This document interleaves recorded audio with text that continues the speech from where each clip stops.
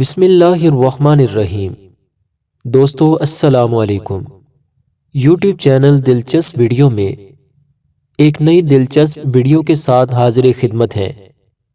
گزارش ہے کہ جو ہمارے دوست اس چینل پر نئے ہیں وہ ویڈیو کے نیچے سبسکرائب کے لال بٹن کو پریس کر دیں اور ساتھ ہی ساتھ بیل کے بٹن کو بھی پریس کریں تاکہ آپ کو ہماری نئی آنے والی ویڈیوز کا نوٹیفیکیشن مسلسل ملتا رہے۔ اور باقی دوستوں سے بھی گزارش ہے کہ اس ویڈیو کو لائک اور شیئر ضرور کریں تاکہ یہ اہم معلومات آپ کے دوسرے دوستوں تک بھی ضرور پہنچ جائے۔ بسم اللہ الرحمن الرحیم۔ ایک حکمت سے بھری تحریر آپ کے پیش خدمت ہے۔ گزارش ہے کہ اس ویڈیو کو مکمل آخر تک سنیے گا۔ انشاءاللہ مکمل سننے کے بعد آپ اپنے دل کی اصلاح پائیں گے اور یہ تحریر آپ کے دل میں اترتی جائے گی۔ چنانچہ منقول ہے کہ ایک بادشاہ نے اپنے وزیر سے کہا، مجھے کوئی ایسی تحریر دو کہ جب میں اسے غم کی حالت میں دیکھوں تو مجھے خوشی ہو اور خوشی کی کیفیت میں دیکھوں تو غم طاری ہو جائے۔ تو اس عقل مند وزیر نے بادشاہ کو ایک تحریر دی جس میں لکھا تھا، یہ وقت بھی گزر جائے گا۔ یہ تحریر ہر وقت بادشاہ کے پاس موجود رہتی۔ وہ جب بھی خوشی میں سے دیکھتا تو یہ سوچ کر غم زدہ ہو جاتا کہ یہ خوشیوں کے دن ان قریب ختم ہو جائیں گے۔ اسی طرح جب غم کی کیفیت میں اس تحریر کو پڑھتا تو یہ سوچ کر اس کا غم غلط ہو جاتا کہ ان قریب یہ غم کے بادل چھٹ جائیں گے۔ دوستو، یہ دنیا آزمائشوں کا گھر ہے۔ اس میں جہاں بے شمار راحت سمانیاں ہیں وہاں رنج و غم کے پہاڑ بھی ہیں۔ آسانیوں کے ساتھ ساتھ مشکل ترین گھاٹیاں بھی ہیں۔ یہی وجہ ہے کہ جب سے انسانیت وجود میں آئی ہے اس وقت سے آج تک عام مومنین بلکہ انبیاء و مرسلین کو بھی راحتیں اور مسرتیں ملنے کے ساتھ ساتھ طرح طرح کی آزمائشیں اور مصیبتیں پہنچتی رہیں، بلکہ اللہ تعالیٰ کے مقرب بندوں کو آسانیوں کے بجائے مشکلات کا زیادہ سامنا کرنا پڑا، مگر وہ نفوس قدسیہ حرف شکایت زبان پر لانے کے بجائے ہمیشہ خندہ پیشانی کے ساتھ مصائب و آلام برداشت کرتے رہے۔ لہٰذا ہمیں بھی ان بزرگ ہستیوں کے نقش قدم پر چلتے ہوئے اللہ تعالیٰ کی طرف سے ملنے والی نعمتوں پر شکر اور مصیبتوں پر صبر کرنا چاہیے، مگر افسوس ہم آسانیوں میں اللہ تعالیٰ کی یاد کو بھلا دیتے ہیں اور مشکلوں میں صبر کے بجائے واویلا مچاتے ہیں۔ بیان کردہ حکایت میں ہمارے لیے نصیحت ہی نصیحت ہے، کیونکہ اگر ہم بھی اپنے ذہن کے کسی گوشے میں یہ بات راسخ کرنے میں کامیاب ہو جائیں کہ یہ وقت بھی گزر جائے گا تو انشاءاللہ عقل مند وزیر کی یہ تحریر جہاں ہمیں خوشی کے مواقع پر خلاف شرع انداز میں خوشیاں منانے یا حصول نعمت پر بیجا اترانے اور غرور و تکبر میں مبتلا ہونے سے بچانے میں معاون ہوگی، وہیں مختلف بیماریوں، پریشانیوں، تکلیفوں اور مشکل ترین حالات میں صبر کرنا بھی ہمارے لیے آسان ہو جائے گا اور ساتھ ہی ساتھ ڈھیر و اجر و ثواب کا خزانہ بھی ہاتھ آئے گا۔ اللہ کے نبی حضرت داؤد علیہ السلام نے بارگاہ خدا بندی میں عرض کی، اے میرے رب، جو آدمی تیری رضا کے حصول کے لیے مصیبتوں پر صبر کرتا ہے اس پریشان اور غمگین آدمی کا بدلہ کیا ہے؟ اللہ تعالیٰ نے ارشاد فرمایا، میں اسے ایمان کا لباس پہناؤں گا اور کبھی بھی نہیں اتاروں گا۔ دوستو، قرآن مجید فرقان حمید میں جا بجا صبر کے فضائل بیان کیے گئے ہیں، جیسا کہ اللہ تعالیٰ 5 مقامات پر صبر کے حوالے سے ارشاد فرماتا ہے، اور ضرور ہم صبر کرنے والوں کو ان کا صلہ دیں گے جو ان کے سب سے اچھے کام کے قابل ہو۔ ایک مقام پر ارشاد فرمایا، اور صبر والے اللہ کو محبوب ہیں۔ ایک دوسری آیت میں ارشاد فرمایا، اور صبر کرو بے شک اللہ صبر والوں کے ساتھ ہے۔ پھر ایک مقام پر اللہ تعالیٰ ارشاد فرماتا ہے، ان کو ان کا اجر دوبالا دیا جائے گا، بدلہ ان کے صبر کا۔ اور ایک مقام پر ارشاد فرمایا، صابروں ہی کو ان کا ثواب بھرپور دیا جائے گا بے گنتی۔ دوستو، اس کی تفسیر میں لکھا ہے، حضرت مولا مشکل کشا علی المرتضیٰ شیر خدا کرم اللہ وجہہ نے فرمایا، ہر نیکی کرنے والوں کی نیکیوں کا وزن کیا جائے گا سوائے صبر کرنے والوں کے کہ انہیں بے اندازہ اور بے حساب دیا جائے گا۔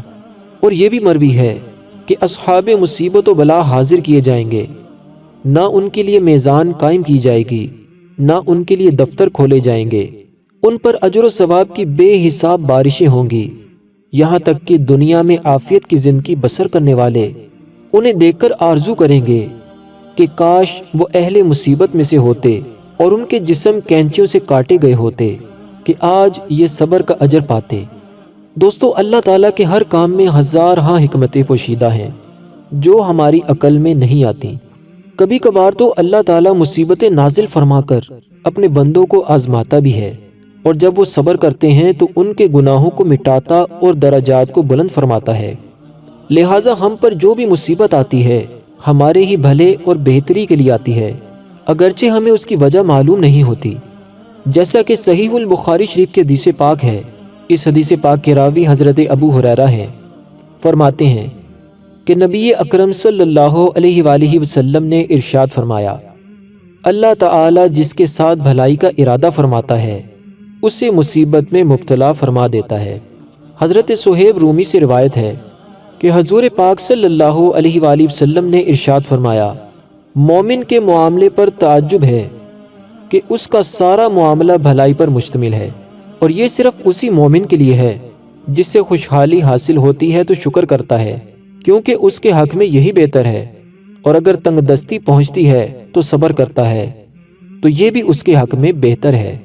ابو داؤد شریف کے حدیث پاک کا مفہوم ہے، جب بندے کا اللہ تعالیٰ کے ہاں کوئی مرتبہ مقرر ہو اور وہ اس مرتبے تک کسی عمل سے نہ پہنچ سکے تو اللہ تعالیٰ اسے جسم، مال یا اولاد کی آزمائش میں مبتلا فرماتا ہے، پھر اسے ان تکالیف پر صبر کی توفیق عطا فرماتا ہے، یہاں تک کہ وہ اللہ تعالیٰ کے ہاں اپنے مقرر درجے تک پہنچ جاتا ہے۔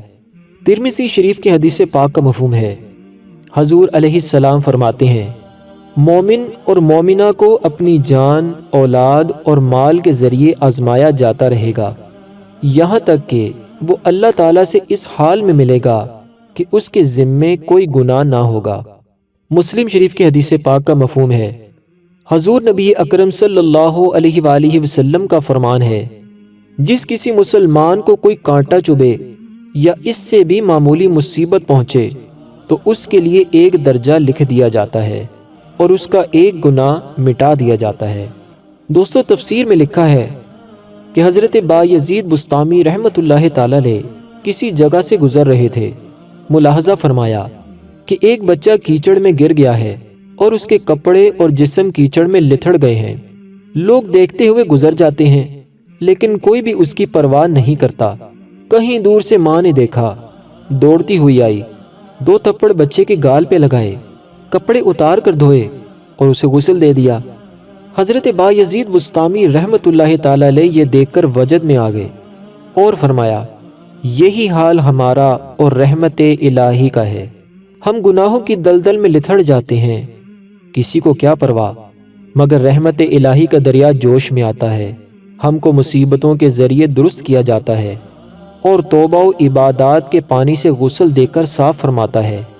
تفسیر میں یہ حکایت نقل کرنے کے بعد ارشاد ہوتا ہے، جب مہربان ماں کچھ سزا دے کر تنبیہ کر سکتی ہے تو خالق و مولا اس سے کہیں زیادہ مہربان ہے، بعض اوقات سزا دے کر اصلاح فرماتا ہے، لہٰذا مصائب و آلام پر شکوے شکایت کرنے اور ہر وقت لوگوں کے سامنے اپنی پریشانیوں کا رونا رونے اور اپنی زبان سے کفریات بکنے کے بجائے ان آزمائشوں اور تکلیفوں کا سامنا کرتے ہوئے صبر و تحمل سے کام لینا چاہیے۔ دوستو، یاد رکھیے، جس طرح گردش ایام سے خوشیوں کے رنگ پھیکے پڑ جاتے ہیں، اسی طرح وقت کا مرہم گہرے سے گہرے زخم بھی بھر دیتا ہے اور وقت کی رفتار ہر غم کو پیچھے چھوڑ جاتی ہے۔ بس مصیبت کے ماروں کو وقت گزرنے کا انتظار کرنا چاہیے۔ آج غم کے بادل چھائے ہوئے ہیں تو کل انشاءاللہ خوشیوں کی بارش بھی ہوگی، آج مشکلات نے گھیرا ہے تو کل انشاءاللہ آسانیوں کا ڈیرا بھی ہوگا۔ جیسے خوشیوں کا وقت آ کر گزر گیا، ایسے ہی یہ وقت بھی گزر جائے گا۔ اللہ تعالیٰ پارہ 30 میں ارشاد فرماتا ہے، اِنَّ مَعَ الْعُسْرِ یُسْرًا، بے شک دشواری کے ساتھ آسانی ہے۔ بس دوستو، ہمیں صبر سے کام لینا چاہیے۔ ایک پنجابی کے شاعر نے ارشاد فرمایا، جے سونا میرے دکھ وچ راضی تے میں سکھ نو چلے پاواں، اور زباں پہ شکوائے رنج و علم لایا نہیں کرتے، نبی کے نام لیوا غم سے گھبرایا نہیں کرتے۔ میٹھے مسلماں تو چھوٹی سی مشکل پر گھبراتا ہے، دیکھ حسین نے دین کی خاطر سارا گھر قربان کیا۔ انہی الفاظ کے ساتھ ہم اپنی اگلی ویڈیو تک کے لیے آپ سے اجازت چاہتے ہیں۔ انشاءاللہ تعالی ایک نئے ٹاپک کے ساتھ آپ کی خدمت میں پھر حاضر ہوں گے۔ اللہ رب العزت کی پاک بارگاہ میں دعا ہے کہ اللہ پاک ہمیں عمل کی توفیق عطا فرمائے اور تمام مسلمانوں کو دکھ تکلیفوں سے نجات عطا فرمائے، اور جو مصیبت ہے اس پر صبر کی توفیق عطا فرمائے، آمین۔ دوستو، اگر آپ کو ہماری یہ ویڈیو پسند آئی ہے تو اس ویڈیو کو لائک کریں، اپنے دوستوں کے ساتھ شیئر کریں اور ہمارے چینل کو سبسکرائب کرنا نہ بھولیے گا۔ اپنا بہت سا خیال رکھیے گا۔ فی امان اللہ۔